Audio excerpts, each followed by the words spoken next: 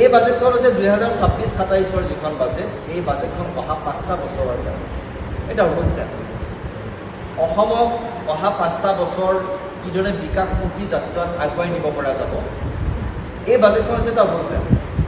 অসমৰ অৰ্থনীতি যোৱা 10টা বছৰত এটা ঊৰ্ধ্বমুখী যাত্ৰাত গতি কৰিছে, যিটো ৰিজাৰ্ভ বেংকে স্বীকাৰ কৰিবলৈ বাধ্য হৈছে। বিগত 5টা বছৰত অসমৰ বিকাশৰ শতাংশটো হৈছে 45%, 45%, যি সময়ত সমগ্ৰ দেশত বিকাশৰ হাৰ 29%, এভাৰেজ অসমৰ বিকাশৰ হাৰ 45% যোৱা 5টা বছৰ। মাননীয় মুখ্যমন্ত্ৰী ডক্টৰ হিমন্ত বিশ্ব শৰ্মা ডাঙৰীয়াৰ নেতৃত্বত। মই তাৰ আগলৈকে অলপ যদি চাওঁ, 2015-16 চনত কংগ্ৰেছৰ যেতিয়া শেষৰখন চৰকাৰ আছিল, প্ৰয়াত তৰুণ গগৈ ডাঙৰীয়াৰ চৰকাৰ, তাৰ পৰৱৰ্তী সময়ত যোৱা 11টা বছৰৰ যি চৰকাৰ, ইয়াত ডিফাৰেঞ্চটো উলিয়ালে সকলোখিনি জল পথ হৈ পৰিব। অৰ্থনৈতিক যিটো বৃদ্ধি 2015-16 চনত আমাৰ ৰাজ্যৰ অৰ্থনীতি আছিল 2.5 লাখ কোটি টকা। 2025-26 এইটো হ'লগৈ 7,45,000 কোটি টকা। আৰু এইবাৰ বাজেটত এইটো বা এইবাৰ অৰ্থনৈতিকভাৱে এইটো প্ৰজেক্ট কৰিছে যে 2026-27 অসমৰ অৰ্থনীতি পৰিসৰটো, অসমৰ অৰ্থনীতি হ'বগৈ 8,71,000 কোটি টকা। আগতে চৰকাৰবোৰে বাজেট দিছিল, ৰূপায়ণত গুৰুত্ব দিয়া নাছিল, মানুহৰ লগত কথা নপাতাকৈ বাজেট প্ৰস্তুত কৰিছিল। কেইজনমান বিষয়া, ফাইনেন্স বিভাগৰ কেইজনমান বিষয়াই বহি বাজেটখন প্ৰস্তুত কৰে, জনতাৰ লগত এই বাজেটৰ কোনো সম্পৰ্ক নাথাকে। বিজেপি চৰকাৰে বাজেট প্ৰস্তুত কৰিছে, বিভিন্ন ষ্টেক হোল্ডাৰ, সমাজৰ বিভিন্ন শ্ৰেণীৰ ব্যক্তি, আজি তাত অৰ্থনীতিবিদ, শিক্ষাবিদ, সমাজৰ প্ৰত্যেকটো স্তৰৰ, প্ৰতিটো খণ্ডৰ, প্ৰতিটো ছেক্টৰৰ লগত জড়িত ব্যৱসায়ীসকলৰ লগত, ক্ষুদ্ৰ ব্যৱসায়ী, গোটেই বিজনেছ কমিউনিটিৰ লগত আলোচনা কৰি, সাধাৰণ মানুহৰ লগত কৃষকৰ সংগঠন, যুৱকৰ সংগঠনত কথা পাতি বাজেট প্ৰস্তুত কৰে। এই বাজেট প্ৰস্তুত কৰাৰ বাবে জয়ন্ত মল্ল বৰুৱা ডাঙৰীয়াই গুৱাহাটীত ইতিমধ্যে 200জন অসম ৰাজ্যৰ বিভিন্ন ব্যক্তিৰ লগত আলোচনা কৰিছে। তাত কেইবাখনো ইউনিভাৰ্চিটিৰ উপাচাৰ্য আছে, কেইবাখনো মহাবিদ্যালয়ৰ অধ্যক্ষ আছে, বিভিন্ন বিষয়ৰ বিভিন্ন ব্যক্তিৰ আলোচনা কৰি এই বাজেট প্ৰস্তুত কৰিছে। গতিকে স্বাভাৱিকতে এই বাজেটখন হৈছে ব্যৱহাৰিক। সেইকাৰণে বাজেটৰ হিমন্ত বিশ্ব শৰ্মা ডাঙৰীয়াৰ নেতৃত্বত পৰৱৰ্তী সময়ত বাজেটৰ ৰূপায়ণ 85% বৃদ্ধি কৰিলে। আপোনালোকে নিশ্চয় দাদাটো গম পাইছে। আজি 15-16 চনত বাজেটৰ ৰূপায়ণ হৈছে অনলি 58%, আৰু যোৱা 2024-25 আৰু 2025-26 বাজেট ৰূপায়ণ হৈছে 85%। বাজেটৰ ৰূপায়ণটো বাঢ়ি গৈছে। বাজেটৰ সুফলবোৰ জনতাই পাইছে। মূলধনী ব্যয় কোনটো? আমাৰ বাজেটত দুটা ব্যয় থাকে, এটা মূলধনী ব্যয়, এটা ৰাজহ ব্যয়। ৰাজহ ব্যয়টো হৈছে আপোনাৰ দৰমহা, পেঞ্চন বা বিভিন্ন হিতাধিকাৰীক দিয়া বিভিন্ন আঁচনি পইচাটো ৰাজহ ব্যয়ত সোমাই থাকে। মূলধনী ব্যয় হৈছে ৰাস্তা ঘাট উন্নয়ন, মেডিকেল কলেজ নিৰ্মাণ, শিক্ষানুষ্ঠান নিৰ্মাণ বা বিভিন্ন আন্তঃগাঁথনি বুলি আমি যিবিলাকৰ ৰাজ্যখনৰ উন্নয়নৰ কাৰণে যিবিলাক প্ৰয়োজন, এইটো হৈছে মূলধনী ব্যয়। মূলধনী ব্যয়টো ক্ৰমান্বয়ে বৃদ্ধি কৰিছে। মুখ্যমন্ত্ৰী ডক্টৰ হিমন্ত বিশ্ব শৰ্মা ডাঙৰীয়াৰ চিন্তা হৈছে, বাজেটত যদি আমি মূলধনী ব্যয় বৃদ্ধি কৰিব নোৱাৰোঁ, ৰাজ্যখনৰ সামগ্ৰিক উন্নয়ন নহয়। 2015-16 চনত আমি বাজেটত মূলধনী ব্যয় আমাৰ ধাৰ্য কৰিছিল 2,951 কোটি টকা, মাত্ৰ 2,951 কোটি টকা 2015-16 চনৰ বাজেটত।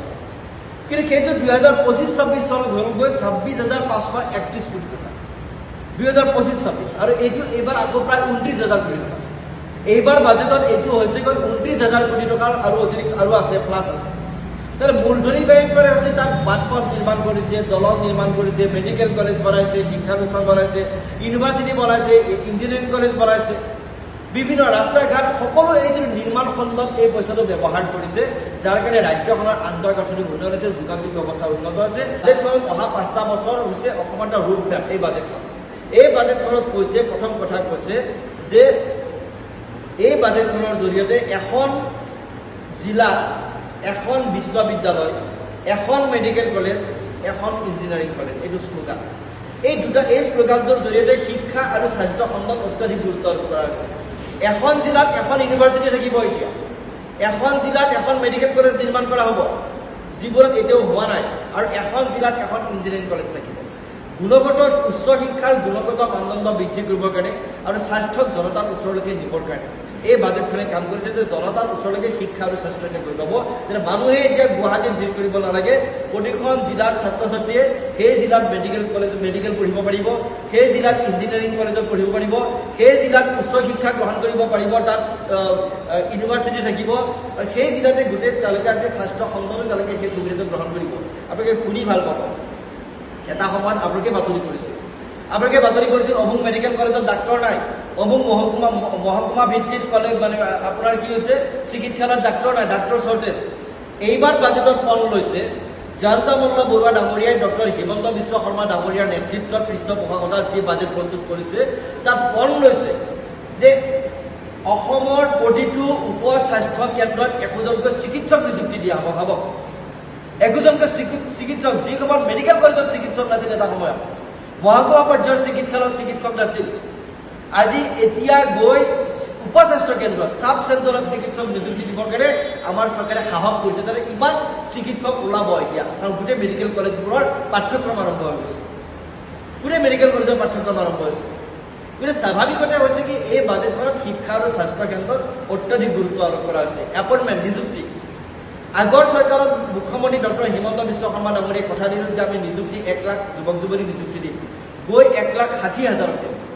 এইবাৰ বাজেটত ধাৰ্য কৰিছে 2 লাখ নিবনুৱা যুৱক যুৱতীক চৰকাৰী চাকৰি দিব। কোনো ৰাজ্য চৰকাৰে এনেকৈ পদক্ষেপ ল'ব নোৱাৰে। এই যে 2 লাখ নিবনুৱা যুৱক যুৱতীক যে চৰকাৰী চাকৰি দিব, অসমৰ দৰে এখন সীমিত সম্পদৰ ৰাজ্যত এই কাম যে কৰিবলৈ গৈছে, তাৰমানে এইটোৱে প্ৰমাণ কৰিছে যে অসমৰ ৰাজহ বাঢ়িছে, অসমৰ অৰ্থনীতি বাঢ়িছে, অসমৰ ইনকাম বাঢ়িছে, অসমৰ অৰ্থনীতিৰ পৰিসৰটো বাঢ়ি অসমৰ উন্নতিৰ দ্ৰুতগতিত আগুৱাইছে, এইটো প্ৰমাণ কৰিছে। 2 লাখ চৰকাৰী চাকৰি চৰকাৰী খণ্ডত দিব। এই যে মই আপোনাক ক'লো এডভান্টেজ আছামৰ মতে প্ৰায় 3 লাখ কোটি টকাতকৈ অধিক বিনিয়োগ হ'বলৈ গৈ আছে, আৰু 1 লাখ চাকৰি ব্যক্তিগত খণ্ডত অসমত ওলাব। এইটো সম্ভৱ হৈছে একমাত্ৰ ডক্টৰ হিমন্ত বিশ্ব শৰ্মা ডাঙৰীয়াৰ দূৰদৃষ্টি নীতি, মাননীয় প্ৰধানমন্ত্ৰী নৰেন্দ্ৰ মোদী ডাঙৰীয়াৰ অসমৰ প্ৰতি থকা মৰম ভাল পোৱা, অসমৰ প্ৰতি থকা পৃষ্ঠপোষকতা, অসমক যিমান পাৰি তেখেতে দিবৰ কাৰণে চেষ্টা কৰাৰ আজি প্ৰতিফল আমি আজি ইয়াৰ সুন্দৰ এটা মানে ইতিবাচক প্ৰতিফল আমি পাবলৈ আজি গৈছোঁ। আজি সেইটোৱে অকল নহয়, আজি আপুনি পাৱাৰ ছেক্টৰত, বিদ্যুৎ বিভাগত, শক্তি খণ্ডত এতিয়া অসমৰ পিক টাইমত অসমৰ বিদ্যুৎ উৎপাদন হৈছে মাত্ৰ 500 মেগাৱাট, 400 পৰা 500 মেগাৱাট। এইবাৰ বাজেটত গুৰুত্ব আৰোপ কৰা হৈছে অসমত অহা 5 বছৰৰ ভিতৰত 8,457 মেগাৱাট, 8,457 মেগাৱাট বিদ্যুৎ উৎপাদন কৰিবৰ কাৰণে 77,353 কোটি টকা, 77,353 কোটি টকা বিনিয়োগ কৰি, মই সংখ্যাকেইটা কৈ দিছোঁ এখানে। ক'ত আমি 500 মেগাৱাট আজি তাৰিখত পিক টাইমত আমি বিদ্যুৎ পাওঁ, যাৰ ফলত বহুতৰ কাৰেণ্ট যায়, আমি গালি কৰোঁ কাৰেণ্ট গ'লে বহুতে, কিন্তু সেই বিষয়টো ফিল আপ কৰিবৰ কাৰণে সৌৰ শক্তি আৰু আপোনাৰ যে জলবিদ্যুৎ, সৰু সৰু জলবিদ্যুৎ প্ৰকল্পবিলাক এতিয়া আৰম্ভ কৰিব, আৰু সৌৰ শক্তি উৎপাদন কৰিবৰ কাৰণে জেনেৰেট কৰিবৰ কাৰণে বিভিন্ন ঠাইত ইতিমধ্যে লৈছে, বিভিন্ন বিনিয়োগকাৰীসকল উৎসাহিত আছে। যদিও অসমত বিদ্যুৎ উৎপাদন এভেইলেবল নহয়, তেতিয়া অসমত কোনে উদ্যোগ স্থাপন কৰিবৰ কাৰণে আহিব কওকচোন? এই উদ্যোগ স্থাপন কৰিবৰ কাৰণে বিদ্যুৎ লাগিব, আৰু সেই বিদ্যুৎ উৎপাদন কৰিবৰ কাৰণে চৰকাৰখনে ইতিমধ্যে পৰিকল্পনা কৰিছে, বাজেটত ধাৰ্য কৰিছে।